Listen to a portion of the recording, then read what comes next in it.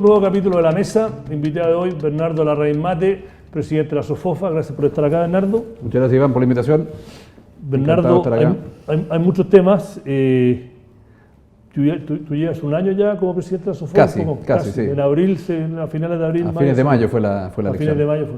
Bueno, tú llegaste con una agenda renovadora, llegaste con una elección que al final fue casi unánime, pero el proceso fue complejo. Ahora hay un nuevo presidente, en esa momento está el actual ministro Alfredo Moreno. Hoy llegó después de ti, un poco después, ¿no? Un poquito antes, de hecho. Un poquito antes, no, sí, claro, enero. Prácticamente simultáneo. No, y los dos con una lectura de que había que empezar a hacer cosas diferentes para volver a ser un actor relevante, legítimo, lo que hemos conversado en otros foros acá mismo.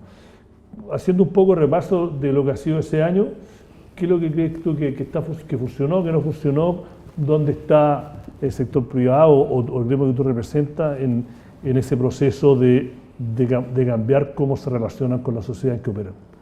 Bueno, yo creo que lo primero que el primer desafío básicamente es movilizar a muchos otros empresarios, gerentes, ejecutivos, presidentes de compañías de que se activen en el debate público, digamos, tanto para hablar de la empresa como también, ¿no es cierto?, para hablar de políticas públicas, que son los dos roles de un gremio.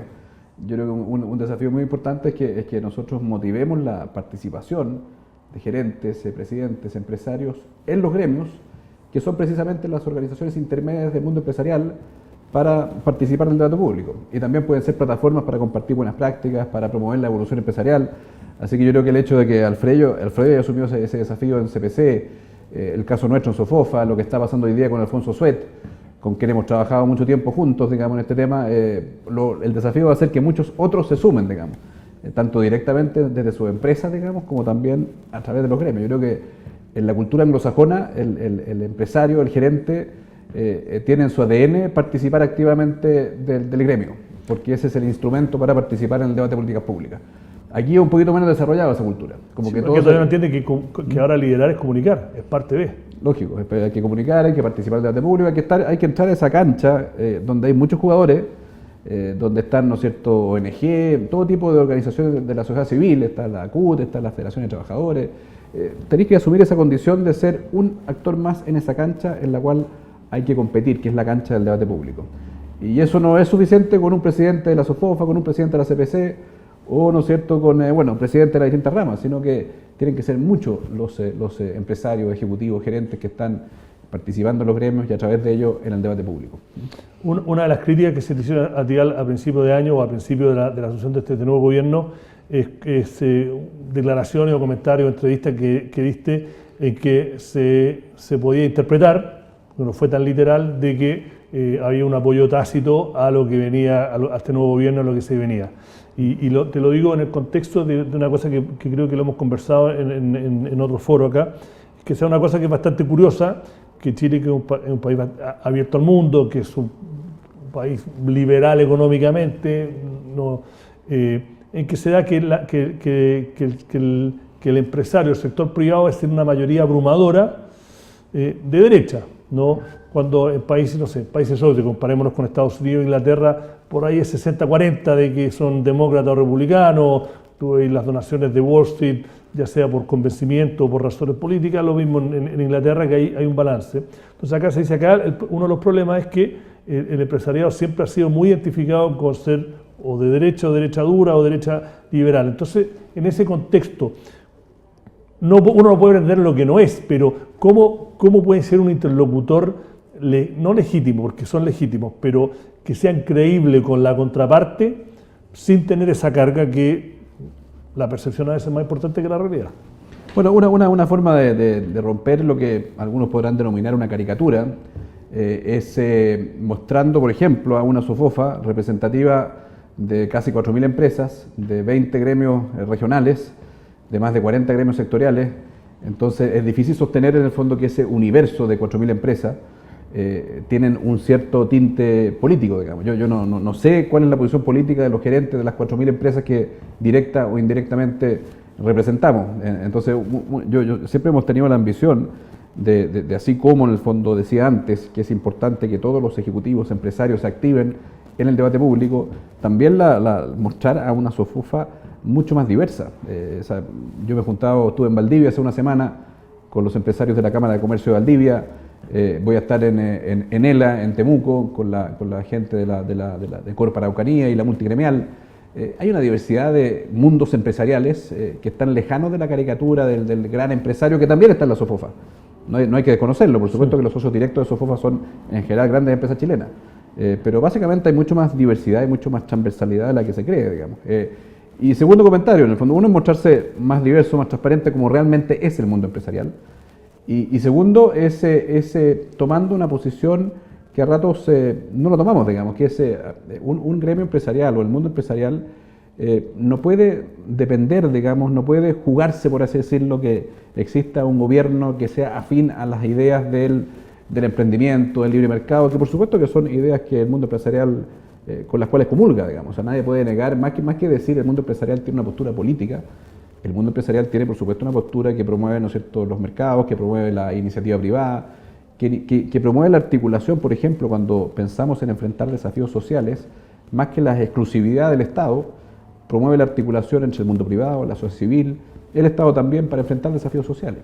Por eso creo que simbólicamente el hecho de que una persona con trayectoria empresarial como Alfredo Moreno esté liderando el ministerio más social de los ministerios, me parece que es bien relevante en el sentido de que decir, ¿qué se está transmitiendo? Que las capacidades empresariales, su capacidad de innovación, de gestión, de articulación, son relevantes para enfrentar desafíos sociales. Y nosotros hemos tomado ese desafío porque hemos armado dentro de SOFOFA un área de trabajo nueva que la hemos llamado Soluciones Privadas a Desafíos Públicos. Y por ejemplo tenemos proyectos pilotos ya funcionando en el ámbito, por ejemplo, de la integración de jóvenes que desertaron del sistema escolar, o más ampliamente los jóvenes que no trabajan ni estudian, al mundo de la formación técnica y al mundo del trabajo. Así que, insisto, hay un posicionamiento, hay una representatividad del mundo empresarial que hay que mostrarla, porque si no la mostramos, precisamente se encuban las caricaturas. Bueno, ya eso es mi próxima pregunta. Una persona que no sigue el tema día a día, ¿qué evidencia tú podrías apuntar para decir a él, cómo me demuestra a mí de que el empresariado entiende que Chile cambió y de que hay que hacer las cosas distintas? Yo sé que esto lo hemos conversado nuevamente en los que siguen los programas que hacemos acá.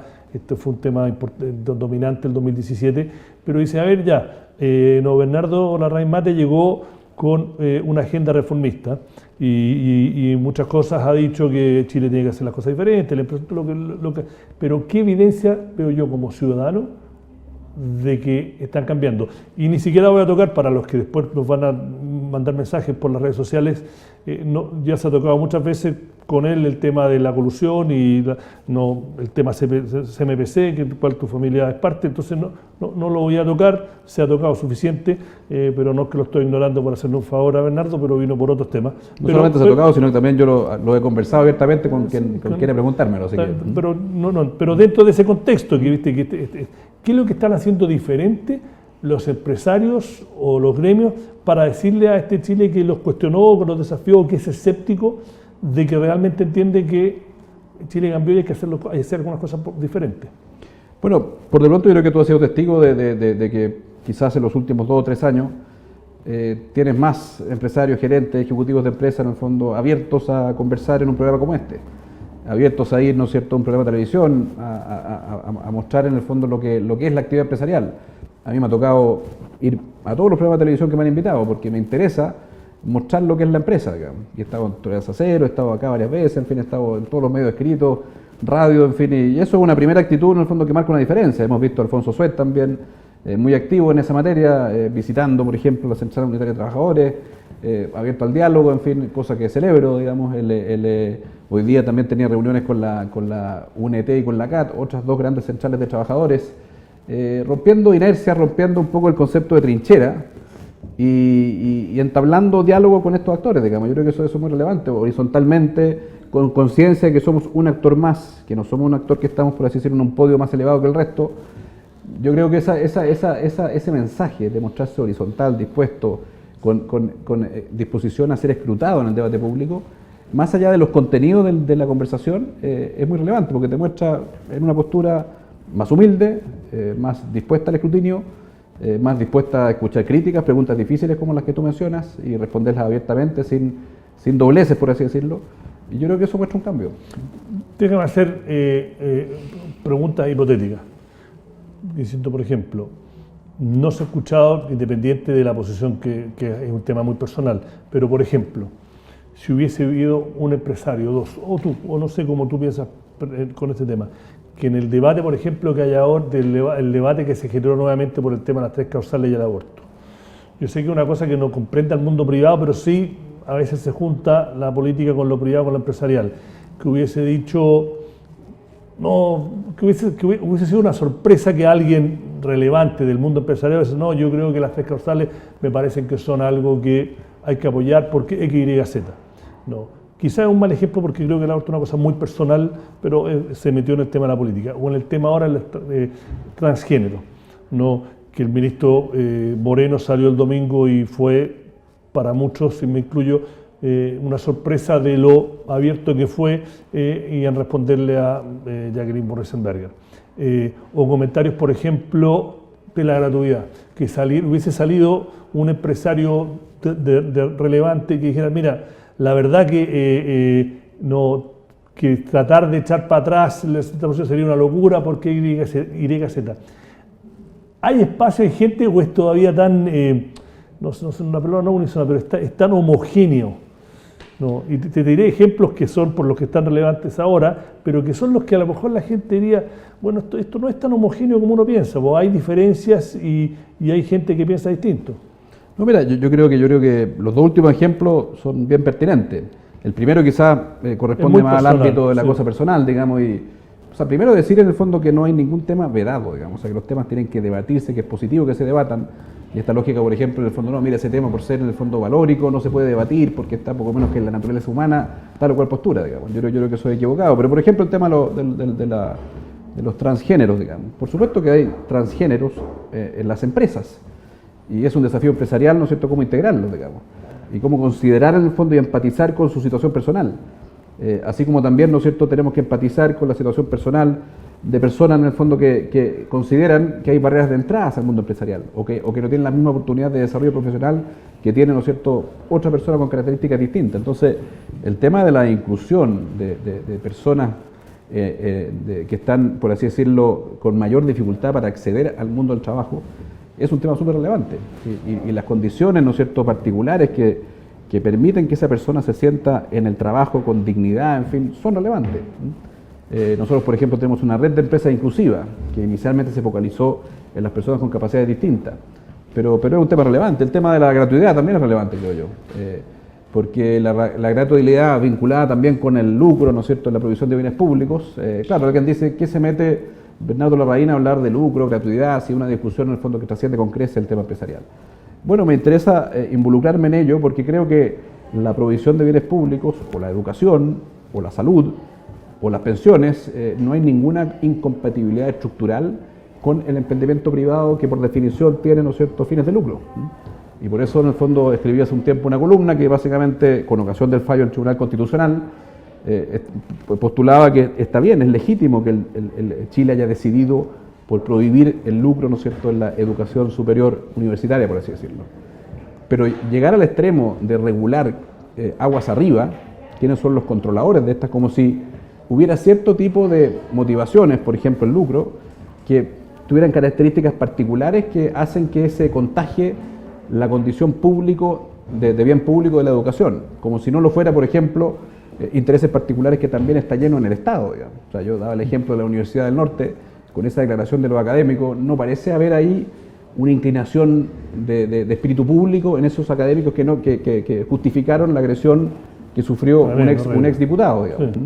Por lo tanto, son temas relevantes, pertinentes para el mundo empresarial, porque si tú quieres ampliar las fronteras de la actividad empresarial hacia, ¿no es cierto?, por ejemplo, bienes públicos, por así decirlo, pararte sin complejo en que eres un actor relevante también para enfrentar desafíos sociales, esta lógica de soluciones privadas a desafíos públicos, bueno, hay que entrar en estos debates un poquito más ideológicos. Hay gente que dice, mira, el mundo empresarial no se meta en debate ideológico, seamos pragmáticos, tratemos de mejorar, por así decirlo, el proyecto de ley que va a ingresar de simplificación del Código Tributario, y yo creo que al revés, yo creo que por supuesto que ese es un tema relevante, estar colaborando con los gobiernos para, en el fondo, hacer proyectos de ley, pero también es muy relevante, en el fondo, creo yo, posicionar ciertos elementos estructurales de la iniciativa privada, digamos. O sea, que es malo que esté deslegitimado el lucro. No para el proyecto de ley que viene de educación, en fin, sino que para el largo plazo. Hoy día se empieza a discutir, ¿no es cierto?, en cuanto a gratuidad, empiezan a haber movimientos que postulan que no deben haber peajes en las autopistas. Llegar tarde a esos debates es finalmente malo. Ya hay que entrar a esos debates con total apertura, con transparencia, no, por así decirlo, estigmatizando la postura contraria, pero si otros actores han sido eficaces en decir, mire, el lucro no es posible en todas estas cosas, no hay ninguna razón para que el mundo privado, la sociedad civil, sea igualmente eficaz si lo trabaja sistemáticamente en posicionar esos dos mundos, el sector privado y el tercer sector, el llamado la sociedad civil, como actores tan válidos como el Estado para enfrentar desafíos públicos y sociales. Mira, yo sé que se van a quedar temas fuera del tintero, pero ahí me abres una puerta. El presidente lleva un mes, hoy día creo que cumple un mes, ha tenido el approach, con la excepción del tema migratorio, que lo voy a tocar después de esto, de tratar de generar algunos consensos. Y la oposición, que está completamente desarmada, como no están perdidos en el desierto, con conflicto interno, generó otro, si participaban, si no participaban. Uno de los proyectos que ustedes han, creo que de final del año pasado, es la modernización del Estado, que fue algo que en los últimos meses del gobierno anterior también se suscribieron, ¿no? ¿Hay espacio, ustedes ven que hay un espacio después de estos 4 o 5 años de tanta crispación de volver, no a las grandes políticas, los acuerdos de la época de la concertación y de Lagos, pero sí de conversar y dialogar, o todavía no llegamos a ese momento y todavía hay una grieta muy fuerte porque juntarse a conversar solo para mostrar la foto de que están conversando, siendo que las posiciones están tan separadas, no aporta nada? Mira, quien mejor, creo yo, explicó la lógica de estas comisiones y grupos de trabajo fue el diputado Boric, que está participando en la Comisión de la Infancia. Tú bien decías, digamos, yo creo que la añoranza de los acuerdos de la transición puede ser un riesgo para estas comisiones y este plan de acuerdos. ¿Por qué tienen que ser de forma distinta hoy día? Yo creo que, por ejemplo, exigirle a una de estas comisiones, por así decirlo, que salga de ahí un proyecto de ley completamente consensuado, es tensionar la comisión y es quizás desvirtuarla. Pero es súper interesante que de esa comisión surgiera algunos mínimos comunes respecto del desafío, por ejemplo, del Cenamen, ojalá la mayor cantidad de mínimos comunes, pero también que se visibilicen las diferencias y que no haya temor a contrastarlas, digamos.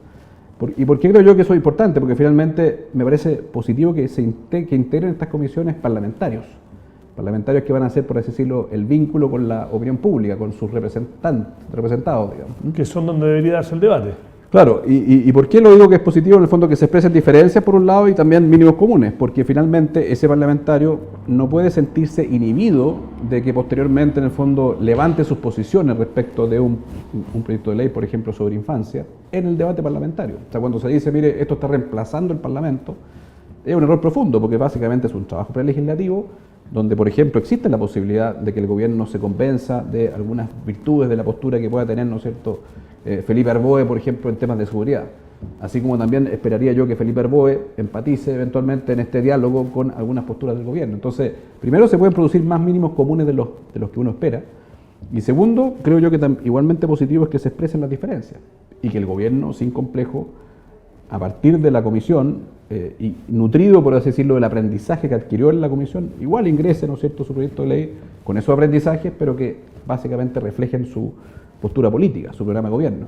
Las comisiones no pueden ser excusa para inhibir debate y contrastar posiciones, digamos. Y eso es muy importante. Por ejemplo, yo pensaba en el fondo en la CUT, digamos, nosotros hemos hablado de modernización del Estado. Como sus hemos puesto esa agenda fuerte en el debate, simplificación regulatoria, modernizar ciertas instituciones como el sistema de evaluación de impacto ambiental y modernizar la gestión del aparato público. La CUT es muy representativa del mundo del trabajo que hoy día está en el Estado. Es su principal base de socios, digamos. Bueno, es interesante conversar con la CUT en este eje de la modernización del Estado. Sí, ¿cómo ven el tema de la digitalización de los servicios públicos? ¿Cómo ven el tema de la alta dirección pública? ¿Cómo ven, por ejemplo, que ciertas entidades del Estado sean más autónomas del gobierno de turno?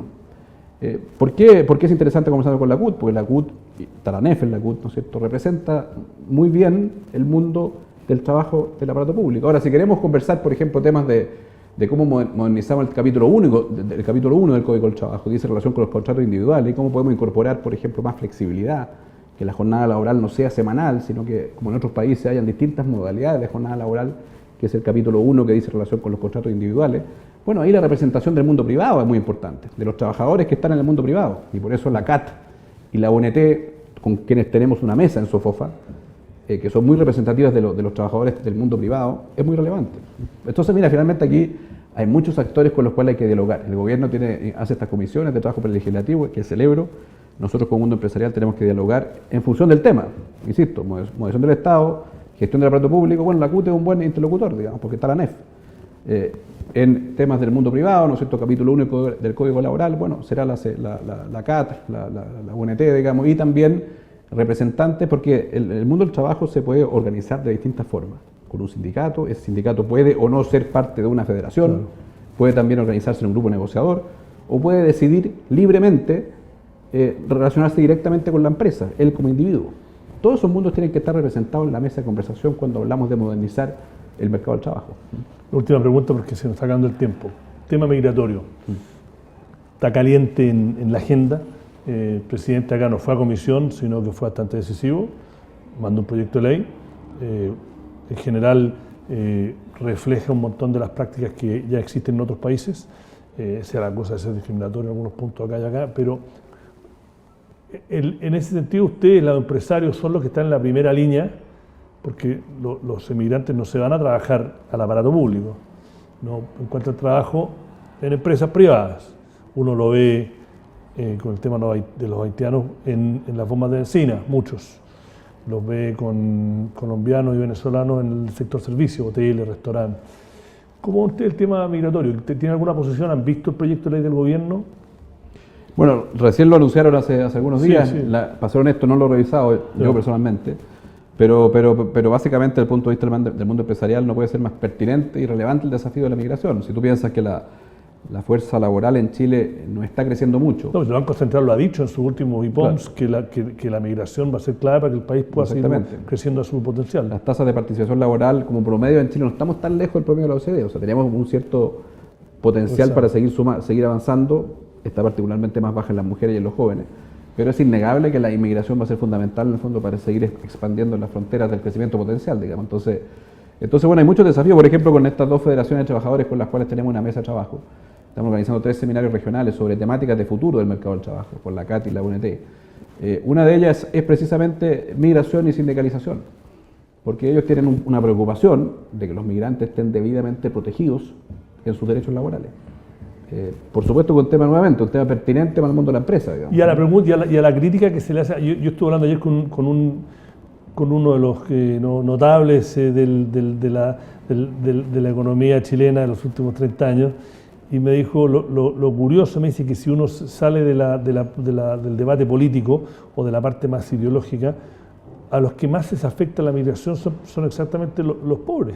Y fue un factor en Brexit, fue un factor en el voto de Trump, que la globalización a los que deja más atrás, hasta el momento, han habido ganadores y perdedores, y los perdedores tienden a ser los segmentos más vulnerables, los que tienen que hacer más cola al médico, en su clínica local, etc.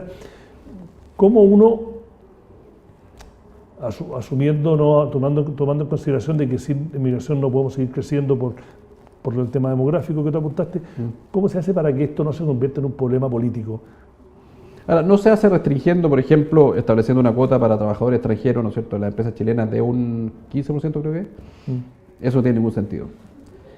Yo sé que hay barcos, por ejemplo, que salen del norte de Chile con tripulaciones, no pueden completar las tripulaciones porque no pueden subir más extranjeros que están dispuestos, ¿no es cierto?, a trabajar en esa faena.